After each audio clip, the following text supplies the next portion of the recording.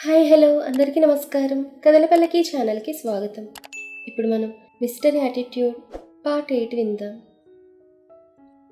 ఏమనుకున్నావు మరి మధు అంటే అని భుజాలు ఎగరేస్తోంది మధు. వాళ్ళిద్దరూ అలా ఎవరూ తమను చూడలేదు, తమ మాటలు వినలేదు అనుకుంటున్నారు. కానీ మధు ఎలా ఉందో చూడ్డానికి అప్పుడే ఆ గదిలోకి వస్తున్న శౌర్య వాళ్ళ మాటలన్నీ వినేశాడు. గదిలోకి అడుగు పెడదాం అనుకున్నవాడు కాస్త వాళ్ళ మాటలు వినగానే ముందుకు అడుగు వేయకుండా వెనక్కి అడుగు వేసి గది డోర్ వేసి కోపంగా బాల్కనీలోకి వెళ్ళి పాకెట్ నుండి సిగరెట్ తీసి వెలిగించి సిగరెట్ తాగుతూ, హౌ డేర్ షీస్, నన్నే మోసం చేస్తుందా, నా ముందే నాటకం ఆడుతుందా, చెప్తాను తన పని అనుకున్న వెంటనే అతని పెదవులపై ఒక కన్నింగ్ స్మైల్ వచ్చి చేరింది. సిగరెట్ తాగి బయటకు వచ్చిన శౌర్యకు డాక్టర్ రావడం కనిపించింది. దాంతో ఏం తెలియని వాడిలా డాక్టర్తో కలిసి ఆ గదిలోకి వెళ్ళాడు. ఎవరో గదిలోకి వస్తుండడం గమనించిన మధు మళ్ళీ కళ్ళు మూసుకుని కింద పడుకుంది. అది చూసిన పావని కళ్ళు తేలేసింది. మళ్ళీ మధు నాటకం స్టార్ట్ చేసిందని తెలిసి గదిలోకి వచ్చిన డాక్టర్ మధు కండిషన్ గురించి పావని అడిగి తెలుసుకుని ఆమె చెయ్యి పట్టుకుని పల్స్ చెక్ చేసి అనుమానంగా శౌర్య వైపు చూశాడు. నాకు తెలుసు అన్నట్టుగా చూశాడు శౌర్య. అయితే ఇప్పుడు ఏం చేయాలి అన్నట్టు చూశాడు డాక్టర్. ఏం చేయొద్దు, మీరు ఇక్కడి నుంచి వెళ్ళండి అన్నట్టుగా కళ్ళతోనే సైగ చేశాడు శౌర్య. సరే సరే అని మధు చేతిని వదిలి లేచి నిలబడి తన బ్యాగ్ పట్టుకుని బయటకు నడిచాడు డాక్టర్. డాక్టర్ ఏం మాట్లాడకుండా వెళ్ళిపోతుంటే, అదేంటి డాక్టర్ ఏం చెప్పకుండా వెళ్ళిపోతున్నారు అని అడిగింది పావని అయోమయంగా అతని వైపు చూస్తూ. ఆ మాటకి మధుకి స్పృహ రావడానికి ఏం చేయాలో నాకు ఆల్రెడీ డాక్టర్ చెప్పారు, మీరు కాస్త బయటకు వెళ్ళండి అని పావనికి చెప్పి డాక్టర్ని పంపించిరా అని వెనక్కి వచ్చిన విష్ణుకు చెప్పాడు శౌర్య. శౌర్య గొంతులోని గాంభీర్యానికి ఏం చేయలేని అయోమయ పరిస్థితిలో ఆ గదిలో నుండి బయటకు నడిచింది పావని. డాక్టర్ రావడం, ఏం చెప్పకపోవడం, విష్ణు ఇంకా పావనిలు గది నుంచి బయటకు వెళ్ళడం అన్నీ కళ్ళు మూసుకునే గమనిస్తోంది మధు. పావని వాళ్ళు వెళ్ళిపోయాక ఆ గది డోర్ లాక్ చేశాడు శౌర్య. గది డోర్ లాక్ అయిన శబ్దానికి ఒంటికన్ను రాక్షసిలా ఒక కన్ను తెరిచి అటుగా చూసింది మధు.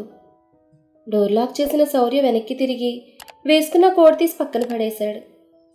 అది చూసిన మధు అసలు ఏం జరుగుతుంది ఇక్కడ అనుకుంటుండగా షర్ట్ కప్స్ పైకి మడిచి గుండెల వద్దున్న షర్ట్ బటన్స్ విప్పి టైను కాస్త లూజ్ చేసిన శౌర్య మధు వైపే అదోలా చూస్తూ సోఫా వైపు నడిచాడు. శౌర్య బిహేవియర్లో ఏదో తేడాను గమనించిన మధు గుటకలు మింగుతూ, వీడేంటి పాత సినిమాల్లో మోహన్ బాబులో నటిస్తున్నాడు, అసలు వీడి ఉద్దేశం ఏమై ఉంటుంది అనుకుంటోంది సన్నగా తెరిచిన కన్నుతో అతను ఓరగా చూస్తూ. సోఫా వరకు వచ్చిన శౌర్య ఒక్కసారిగా మధు మీద కొరిగాడు. శౌర్య వెచ్చటి శ్వాస తన చెంపలకు తాకుతుంటే ఆమె గుండె 102 కొట్టుకుంటోంది. అయినా సరే తను బయటపడకూడదని అలానే కళ్ళు మూసుకుని పడుకునింది మధు. తనంత దగ్గరగా వచ్చినా కూడా మధులో చలనం లేకపోవడంతో శౌర్య అహం దెబ్బతింది. దాంతో కన్నింగా నవ్వుకున్న శౌర్య మధు మీదకి మరింతగా ఉరిగాడు. అతని శ్వాస ఆమె చెంపలను బలంగా తాకుతుంటే అతను ఆమెకు చాలా దగ్గరగా ఉన్నాడని అర్థం చేసుకున్న మధు నుదుటిన చెమటలు పట్టడం స్టార్ట్ అయింది. ఈ మిస్టర్ రాక్షస్ ఏం చేయాలనుకుంటున్నాడు అని ఆలోచించిన మధుకి ఏదో తట్టడంతో అక్కడ ఏం జరగబోతుందో అర్థం చేసుకుని ఒక్కసారిగా నో అంటూ లేచి కూర్చుంది. అది చూసిన శౌర్య, వాట్ హ్యాపెండ్ మిస్ మధు అని అడిగాడు అదోలా చూస్తూ. అది మీరు నన్ను అని తడబడుతున్న మధును సోఫాలోకి తోసి ఆమె మీద కొరిగి, వాట్, ఏంటి నీకు మాత్రమే నాటకాలు ఆడడం వచ్చా, ఎదుటివారికి రావనుకుంటున్నావా అని అడిగాడు పొగరగా చూస్తూ. ఆ మాట విన్న మధు గుడకలు మింగుతూ, అది సార్ నేను అని నాంచుతుంటే ఆమె నడుమ్మే చేయి వేశాడు శౌర్య. అంతే, ఒక్కసారిగా మాటరాని బొమ్మైంది మధు. నడుం మీద వేసిన చేతితో ఆమెను సోఫా మీద గట్టిగా ఒత్తుతూ, హౌ డేర్ యూ, నన్నే మోసం చేద్దాం అనుకుంటున్నావా మిస్ మధు అన్నాడు కోపంగా చూస్తూ. అదేం కాదు సార్ అని ఏదో చెప్పాలనుకుంటున్న మధు నోటిపై వేలి నుంచి ఆమెకు మరింత దగ్గరగా ఉరికి, ఏంటి నాకు బలుపా అని అడిగాడు కళ్ళు చిన్నవి చేసి చూస్తూ. ఆ మాటకి మధుకి అంతా అర్థమైపోయిందని వాళ్ళు మాట్లాడుకున్న మాటలన్నీ శౌర్య వినేశాడని, అందుకే ఇంకేం చెప్పినా శౌర్య వినిపించుకోవడం అనుకున్న మధు తన కతి దగ్గరగా ఉన్న అతని ముఖాన్ని చూస్తూ అలానే ఉండిపోయింది. ఏంటి, నాకు బలుపు తప్ప బుర్ర లేదా? ఓహో, మరైతే ఏం చేద్దాం? నీ బుర్రను కాస్త తరువు తీసుకునేదా అని అడిగాడు కోపంగా చూస్తూ. శౌర్య అంత దగ్గరగా ఉండేసరికి అతని ముఖంలోని గాంభీర్యానికి మధుకి భయం వేస్తోంది. అందుకే భయంతో గుటకలు మింగుతూ అతన్నే చూస్తోంది. మధు ఏం మాట్లాడకపోయేసరికి శౌర్య కోపం పీక్స్లోకి వెళ్ళిపోతోంది. దాంతో ఏదైనా మాట్లాడు, డామిట్ అంటూ చేత్తో సోఫా మీద గట్టిగా కొట్టాడు. ఆ సౌండ్ గది బయటకు వినిపించింది. గది బయట భయంగా నిలబడున్న పావని, ఇంకా డాక్టర్ని పంపించి అప్పుడే అక్కడికి వచ్చిన విష్ణు ఆ సౌండ్కి ఒకరి ముఖాలు ఒకరు చూసుకున్నారు. శౌర్య అరుపుకి, చేసిన సౌండ్కి మధు భయపడిపోయి కళ్ళను గట్టిగా మూసుకుని వణికిపోతోంది. అది ఆమె ఎదరే పెదాలు చెప్పకనే చెప్తున్నాయి. మధు ముఖంలోకి చూసిన శౌర్య ఆమె ముఖ కవళికలు బట్టి మధు బాగా భయపడిపోతోందని గ్రహించడంతో అతని అహం కాస్త కూలైంది. దానితో మధు నుండి కాస్త దూరంగా జరిగాడు.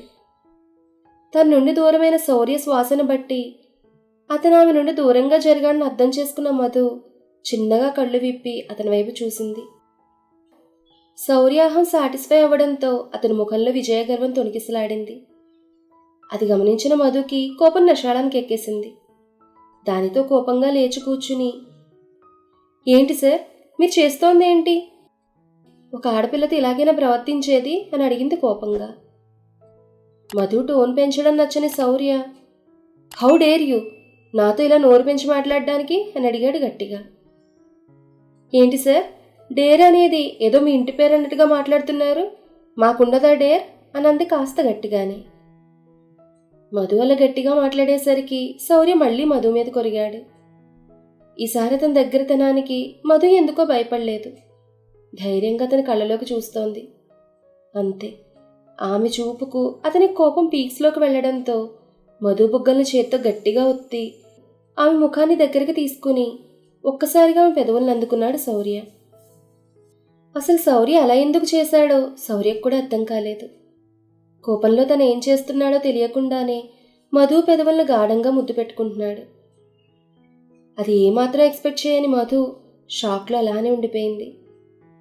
కానీ కొన్ని క్షణాలకే షాక్ నుండి తేరుకున్న మధు శౌర్య చేస్తున్న దానికి అసహనంగా ఫీల్ అవుతూ అతన్ని వెనక్కి నెడుతోంది.